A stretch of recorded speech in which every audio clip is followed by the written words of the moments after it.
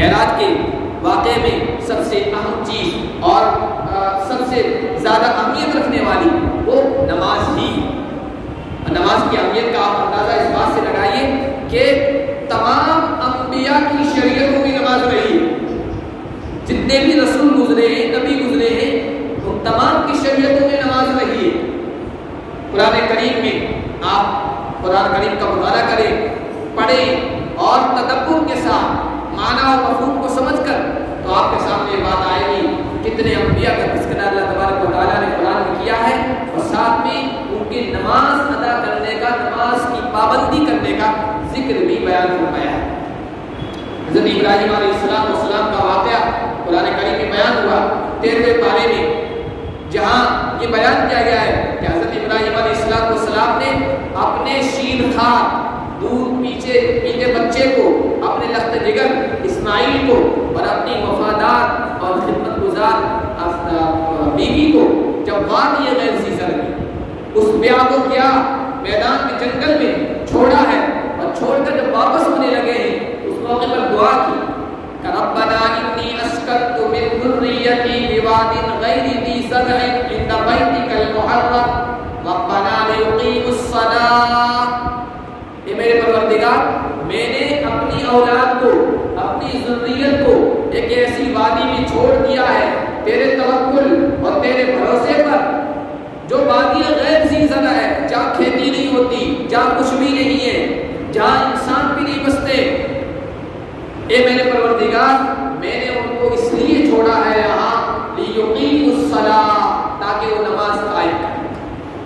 تاکہ وہ نماز اقامت ہے. اقامت نماز صرف پڑھنا نہیں ہے، اقامت نماز میں نماز کے ظاہری باطنی آداب کے ساتھ، شرطوں کے ساتھ، طہارت کے ساتھ، پاکیزگی کے ساتھ، خشوع و خضوع کے ساتھ، پوری توجہ کے ساتھ، وقت کی پابندی کے ساتھ نماز کے پڑھنے کو اقامت کہتے ہیں. ایک ہے نماز پڑھنا اور ایک ہے نماز قائم کرنا. قرآن میں جہاں کہیں بھی آپ کو جو لفظ ملے گا وہ اقامت صلاۃ ملے گا، نماز قائم کرنا، صرف نماز پڑھنا نہیں. یہ نماز کو قائم کرے. اور پھر اسی رکوع میں آگے اللہ تبارک و تعالیٰ نے بیان فرمایا ہے حضرت ابراہیم کی دعا کو، رب اجعلنی مقیم الصلاۃ ومن ذریتی، اے میرے پروردگار مجھے نماز کو قائم کرنے والا بنا دے اور میری آنے والی نسل کو بھی نماز قائم کرنے والا بنا دے. حضرت اسماعیل علیہ السلام کا جہاں ذکر آیا 16ویں پارے میں، وہاں اللہ تبارک و تعالیٰ نے کہا وَاذْكُرْ فِي الْكِتَابِ إِسْمَاعِيلَ إِنَّهُ كَانَ صَادِقَ الْوَعْدِ وَكَانَ رَسُولًا نَبِيًّا وَكَانَ يَأْمُرُ أَهْلَهُ بِالصَّلَاةِ وَالزَّكَاةِ. اے میرے حبیب، آپ میرے بندے اسماعیل کا ذکر کیجئے. اس کتاب میں، اس قرآن میں اس وعدے کے سچے تھے اور اپنے گھر والوں کو نماز کا حکم دیا کرتے تھے، خود کی بھی نماز پڑھنے کا اور اولاد کو بھی نماز کی تاکید کرنے کا ذکر قرآن میں آیا. حضرت اسماعیل کے سلسلے میں حضرت زکریا علیہ السلام کے بارے میں قرآن میں ذکر ہوا کہ وہ ایک دعوت کے سفر کے دوران جب واپس آئے ہیں تو دیکھا کہ مریم جو ابھی نوجوان بچی ہے ایک کمرے میں، باہر سے تالا بند تھا لیکن ان کو بغیر موسم کے پھل ملا ہوا، اللہ تبارک و تعالیٰ کی طرف سے روزی ملی ہوئی. تو انہوں نے کہا انا لک ھذا، مریم یہ کہاں سے ملا؟ کہا کہ من عند اللہ، یہ تو اللہ تبارک و تعالیٰ کی طرف سے. انہوں نے کہا کہ جو ذات مریم کو بغیر موسم کے پھل دے سکتی ہے وہ مجھ کو بغیر موسم کے اولاد پیدا کر سکتی ہے. چنانچہ نماز میں کھڑے ہو گئے، اللہ تبارک و تعالیٰ سے کہا انی وہن العظم منی واشتعل الرأس شیبا ولم اکن بدعائک رب شقیا. پروردگار ہڈیاں کمزور ہو گئی ہے، بالوں میں چاندی بھر آئی ہے، سفیدی اتر آئی ہے، اور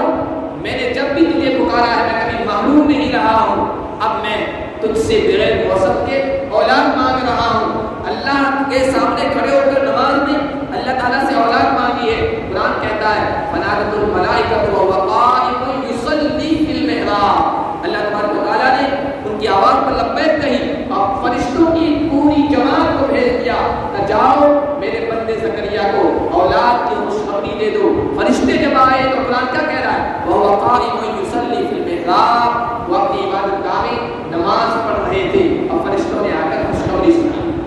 ان کی شریعت میں بھی نماز ہے. حضرت عیسیٰ علیہ السلام کا واقعہ بہت مشہور ہے، گود میں جب بولے ہیں، گفتگو کی ہے، کیا گفتگو کی ہے؟ وَأَوْصَانِي بِالصَّلَاةِ وَالزَّكَاةِ مَا دُمْتُ حَيًّا، میں اللہ کا بندہ ہوں، اللہ نے مجھے پیدا فرمایا اپنی قدرت کاملہ سے، مجھے نبی بھی بنائے گا، اور میرے رب نے مجھے تاکید کی ہے نماز ادا کرنے کی اور زکوٰۃ ادا کرنے کی۔ جتنے بھی پیغمبروں کا تذکرہ آپ قرآن میں پڑھیں گے آپ کو یہ چیز ضرور ملے گی، ان کے سلسلے میں اللہ نے کہا کہ وہ نمازوں کی پابندی کیا کرتے تھے اور اپنے گھر والوں کو بھی نماز کی پابندی کی تاکید کیا کرتے تھے۔ اپنے آخری نبی صلی اللہ علیہ وسلم سے بھی یہی کہا وَأْمُرْ أَهْلَكَ بِالصَّلَاةِ وَاصْطَبِرْ عَلَيْهَا، اے نبی آپ اپنے گھر والوں کو نماز کا حکم دیجیے اور اس پر جم جائیے۔ لا نسألك رزقا نحن نرزقك، ہم آپ سے رزق نہیں مانگتے ہیں، رزق تو ہم آپ کو دیں گے، اور ساری انسانیت کو ہم رزق دیتے ہیں، آپ میرے حکم کی پابندی کیجیے اور اپنی ضروریت اور اپنی نسل کو بھی تاکید کیجیے کہ وہ نماز کی پابندی کریں۔ اللہ تبارک و تعالیٰ نے اپنے حبیب صلی اللہ علیہ وسلم کو معراج پر بلا کر پھر نماز کا تحفہ دیا، اس کی حکمت کیا ہے، مصلحت کیا ہے، ایسا کیوں کیا گیا؟ علماء نے اس کی حکمتیں اور مصلحتیں لکھی ہے۔ اس میں ایک مصلحت یہ ہے کہ اللہ کے نبی صلی اللہ علیہ وسلم کو تو جسم کے ساتھ اور روح کے ساتھ وہاں پر بلایا گیا، معراج کروائی گئی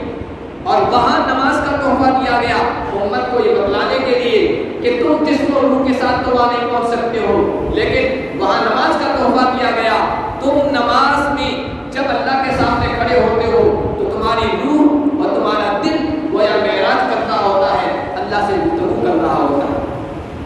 علامہ ابن حجر عسقلانی رحمۃ اللہ علیہ بخاری کی شرح لکھی، بخاری کی جو حدیثیں ان کا مطلب انہوں نے بیان کیا، وہ بہت مشہور شرح ہے۔ انہوں نے حکمت اور مصلحت بیان کی کہ اللہ کے نبی صلی اللہ علیہ وسلم کو جب معراج کروائی گئی تو سب سے پہلے آپ کے سینے کو اور آپ کے دل کو چیر کر آب زمزم سے دھویا گیا ہے اور پھر اللہ کی بارگاہ میں بلایا گیا اور نماز کا تحفہ دیا گیا ہے۔ یہاں پر بھی امت کو یہ کہا گیا کہ نماز سے پہلے چھوٹی پاکی اور بڑی پاکی حاصل کر لو، یعنی جتنی بھی نجاست ہے، غلاظت ہے، گندگی ہے، اس سے پاکی صفائی حاصل کر لو، غسل کر لو اگر غسل کی حاجت ہے، اور وضو کر لو اگر وہ وضو کی ضرورت ہے، اور پاکی صفائی حاصل کر لو اور دل کو پاک کر کے اللہ کے سامنے کھڑے ہو جاؤ، گویا یہ تمہارے دل کو پاک صاف کیا گیا ہے۔ اور پھر جس طرح اللہ کے نبی نے اللہ سے ہم کلامی ارشاد حاصل کیا، یہ اعزاز اللہ کی طرف سے عطا کیا گیا، تم بھی اپنے رب سے نماز کے ذریعے سے گفتگو کرو۔ تو معراج کا جب واقعہ بیان کیا جاتا ہے، عام طور پر جو اللہ تبارک و تعالیٰ نے قدرت کی نشانیاں آپ صلی اللہ علیہ وسلم کو بتائی گئی، آسمانوں کی سیر کرائی، جنت و جہنم کی سیر کرائی، وہاں کے مختلف منظر سین دکھائے گئے اور اللہ سے گفتگو جو ہوئی وہ سب عام طور پر بیان کیا جاتا ہے، لیکن جو سب سے اہم چیز ہے نماز، اس کا تذکرہ بہت کم کیا جاتا ہے۔ اور عام طور پر ہم اپنی زندگی میں دیکھیں تو یہی چیز نظر آتی ہے کہ نماز سے غفلت ہماری زندگیوں میں، حالانکہ اللہ کی مدد اور نصرت نماز کے ذریعے سے آئے گی، نماز کی پابندی کے ذریعے سے آئے گی۔ آج امت اتنی کثرت کے ساتھ اتنی بڑی تعداد میں، جتنی بڑی تعداد میں جمعہ میں حاضر ہوتی ہے، اگر 5 وقت کی نمازوں کے اندر اتنی بڑی تعداد آنے لگ جائے تو پھر دنیا کے حالات بدل سکتے ہیں، مسلمانوں کے حالات بدل سکتے ہیں۔ اس لیے کہ اللہ نے کہا استعینوا بالصبر والصلاۃ، اللہ سے مدد طلب کرو، اللہ کی رحمت طلب کرو، اللہ کی نصرت طلب کرو نماز کے ذریعے سے، صبر کے ذریعے سے اور نماز کے ذریعے سے۔ لیکن نماز کے ذریعے سے مدد طلب کرنا آج ہماری زندگیوں میں نہیں رہا ہے۔ دنیا میں جس طرح کے حالات پیش آ رہے ہیں وہ ہم سب کے سامنے، اللہ تبارک و تعالیٰ سے دعا ہے کہ معراج کے اس اہم تحفے کو قدر کرنے کی اور اس کو پابندی کے ساتھ